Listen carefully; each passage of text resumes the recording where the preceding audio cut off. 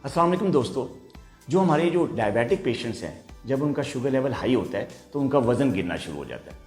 और जब वज़न गिरता है तो अक्सर पेशेंट्स हमारे पास आते हैं, कहते हैं डॉक्टर साहब आप हमें दवाई तो देंगे, हमारा शुगर लेवल तो कंट्रोल करेंगे, लेकिन ये जो हमारी जो शुगर लेवल हाई होने की वजह से हमारा जो वज़न कम हुआ है, उसकी वजह से जो हमारे पट्टे हैं, जो मसल हैं, उनका मास कम हो गया है, पट्टे बिल्कुल छोटे हो गए हैं, या बिल्कुल हमारा बॉडी जो है वो डी शेप हो गई है, क्योंकि मसल बॉडी को एक खूबसूरती देते हैं। तो उससे जब मसल मास कम होता है, वेट गिरता है, तो ना सिर्फ पेशेंट पतला दुबला नज़र आता है, बल्कि उसकी जो बॉडी की शेप है वो बहुत ज़्यादा ख़राब हो जाती है।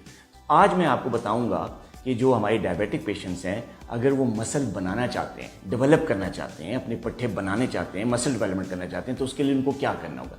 4-5 तरीके मैं ऐसे आपको बताऊंगा जिससे आप बग़ैर अद्वियात के, शुगर ज़रूर कंट्रोल करना है, अपने मॉलिज के मशवरे से जो शुगर की दवाइयाँ वो लेनी है, लेकिन उसके साथ साथ आपने जो पट्टे हैं, मसल को डेवलप कैसे कर सकते हैं। नंबर 1, आप हाई इंटेंसिटी एक्सरसाइज शुरू कर दें, यानी जिम में जाके वेट लिफ्टिंग वाली जो एक्सरसाइज होती है, हाई इंटेंसिटी एक्सरसाइज कहते हैं, वो आप शुरू करें। ये एक पहला तरीका। दूसरा तरीका ये है कि जैसे ही आप एक्सरसाइज शुरू करेंगे, जिम जाएंगे, वेट लिफ्टिंग करेंगे, तो उसके साथ आप जो है गोश्त और अंडों का इस्तेमाल करते हैं। कम से कम एक वक्त जो है वो ऐसा टाइम हो जिसमें आपने खाने में आपने गोश्त खाएं और अंडों का इस्तेमाल करें। इसके अलावा जो तीसरा तरीका है वो ये है कि आप क्रिएटिन के जो सप्लीमेंट है वो लेना शुरू करें। क्रिएटिन एक ख़ास किस्म का केमिकल होता है जिसको एनर्जी का स्टोर कहा जाता है। ये मसल में एनर्जी स्टोर करता है। जब ये क्रिएटिन जो है वो जब मसल मास कम होता है तो क्रिएटिन लेवल भी कम हो जाता है। तो अगर आप मसल बनाना चाहते हैं, हाई इंटेंसिटी एक्सरसाइजेज भी कर रहे हैं, तो साथ साथ अगर आप क्रिएटिन के जो सप्लीमेंट्स हैं वो अगर लेना शुरू कर देंगे, तो इससे ना सिर्फ आपका मसल ग्रोथ होगा, बल्कि आपकी बॉडी में जो है एक एनर्जी आएगी, जिसकी वजह से जब आप एक्सरसाइज करेंगे तो ड्यूरिंग एक्सरसाइज या हाई इंटेंसिटी एक्सरसाइज के दरमियान आप थकेंगे नहीं, आप लॉस ऑफ एनर्जी नहीं होगा आपको।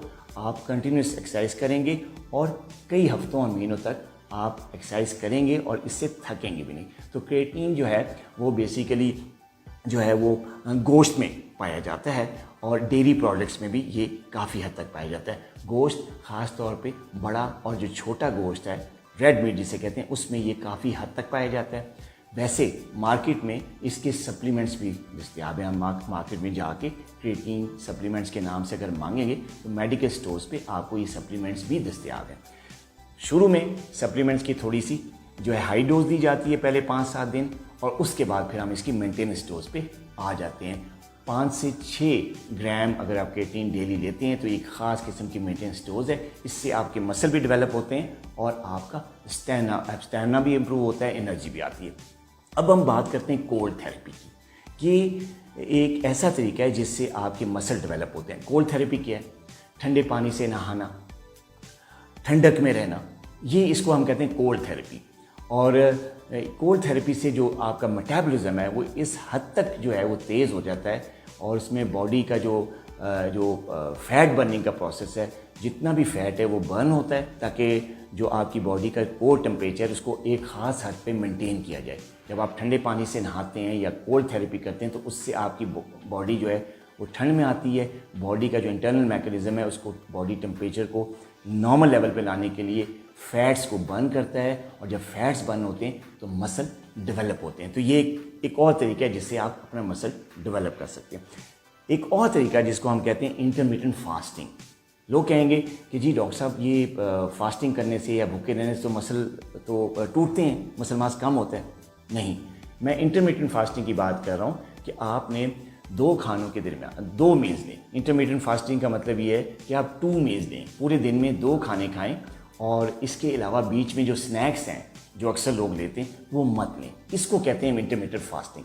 अगर आप इंटरमिटेंट फास्टिंग करेंगे तो इससे भी मसल मास जो है वो डेवलप होता है। क्या बीच में जो साइंस क्या है? साइंस ये है कि इंटरमिटेंट फास्टिंग से आपका जो ग्रोथ हार्मोन है वो स्टिमुलेट होता है। जब ग्रोथ हार्मोन स्टिमुलेट होता है तो उससे आपका जो मसल है वो डेवलप होता है, और आपकी बॉडी के मेटाबॉलिज्म को एक नई एनर्जी मिलती है, जिसकी वजह से आपकी सेहत भी इम्प्रूव होती है और आपके पट्टे बनते हैं।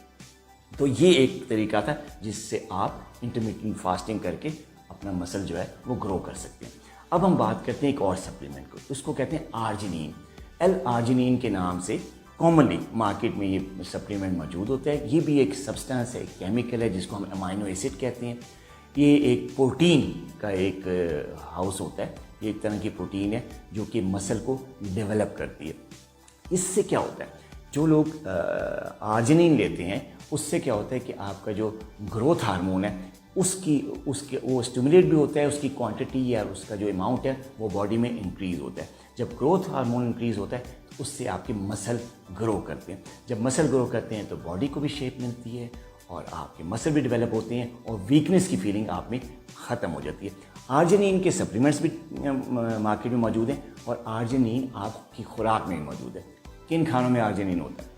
जो वाइट मीट है, जैसे चिकन का गोश्त है, ख़ासतौर पे देसी चिकन का गोश्त है, मछली के गोश्त में भी बहुत ज़्यादा आर्जिनिन होता है। इसके अलावा जो मिल्क प्रोडक्ट होते हैं, ख़ास तौर पे दूध, दही, मक्खन, पनीर, खालिस मक्खन और पनीर में भी जो है वो काफ़ी हद तक आर्जिनिन होता है। तो आर्जिनिन की सप्लीमेंटेशन से भी मसल ग्रो होते हैं। अगर आपको मसल डेवलप करते हैं तो इन तरीक़ाकार से आप अपना मसल डेवलप कर सकते हैं और अपनी सेहत बेहतर बना सकते हैं।